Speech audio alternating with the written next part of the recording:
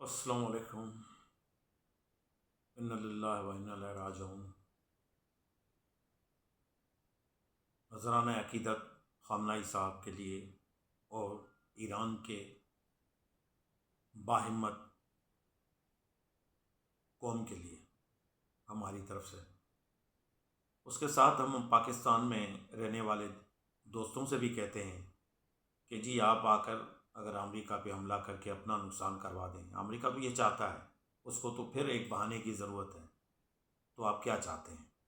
آپ کا پروٹیسٹ کرنا حق ہے، لیکن اس کے طریقہ کار ہے۔ آپ کسی کی انسٹالیشن پہ جا کر حملہ کریں گے اور وہ جواباً آپ پہ حملہ کر کے آپ کو شہید کر دیا اس نے، تو یہ نقصان کس کا ہوا؟ اپنا ہی ہوا، اور اس کو اور مزید موقع مل گیا ہمارے خلاف سازشیں کرنے کا۔ اسرائیل کو، جو پہلے ہی سازشوں میں لگا ہوا ہے، اس نے واضح اعلان تک کر رکھا ہے کہ بھئی پاکستان ٹارگٹ پہ ہے، سعودیہ ٹارگٹ پہ ہے، اب ترکی بھی ٹارگٹ پہ ہے، کیونکہ باقی یہی ملک بچے ہیں، باقی کون بچا ہے؟ تو جو بھی ملک جو ہے ساورن بچے گا، اسرائیل اس کو نہیں چھوڑے گا، اور حملہ کروائے گا کس سے؟ امریکہ سے۔ اسلحہ کس کا ہوگا؟ امریکہ۔ پیسہ کس کا ہوگا؟ امریکی عوام کا۔ اور شہادتیں اگر نقصان ہوگا کس کا ہوگا؟ امریکہ کا۔ لیکن فائدہ کس کا ہوگا؟ اسرائیل کا۔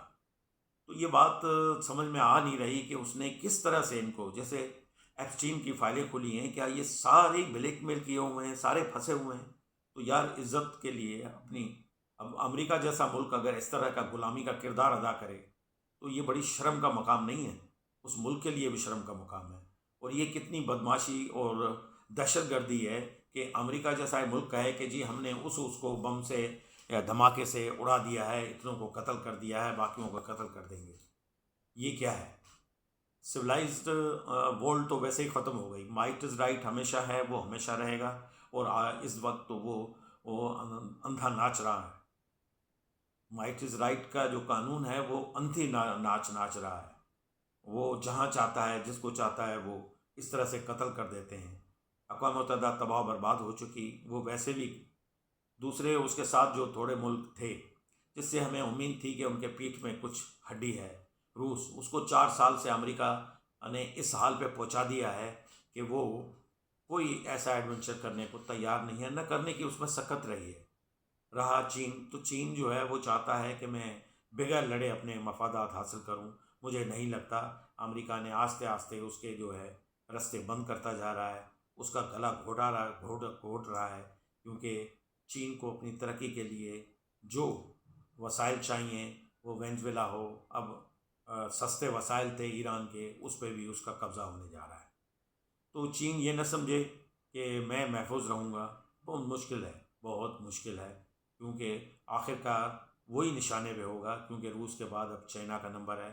ہم جیسے چھوٹے ممالک تو جب چاہے وہ کر دے، لیکن ہم شکر گزار ہیں جناب شہید ذوالفقار علی بھٹو کا، جس نے آج سے دیکھو 70-75 سال پہلے یہ محسوس کر لیا تھا کہ مجھے کیا کرنا ہے، چاہے اس کی پورا خاندان شہید کر دیا گیا۔ اب دیکھیں نا، خمینہ کا بھی خاندان شہید کر دیا گیا، اب لیگر کرنل قذافی کے دیکھیں بھائی، وہ جو بھی مسلمانوں کے لیے کوئی سائنس کا کام، کوئی محفوظ کا، کوئی اپنی حفاظت کا کام کرے گا، تو وہ نشان عبرت بنانے کے لیے وہ دکھاتے ہیں کہ ہم نے ان کے پورے خاندان کو ختم کر دیا۔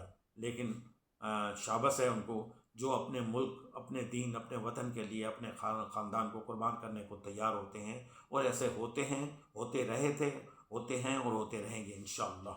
اور وہ وقت دور نہیں ہے کہ ظلم جو ہے، وہ یہ طاقت جو ہے کبھی بھی سدا نہیں رہتی، اس کا بھی زوال آنا ہے، دیر سے آئے سویر آئے، زوال تو اس نے آنا ہے۔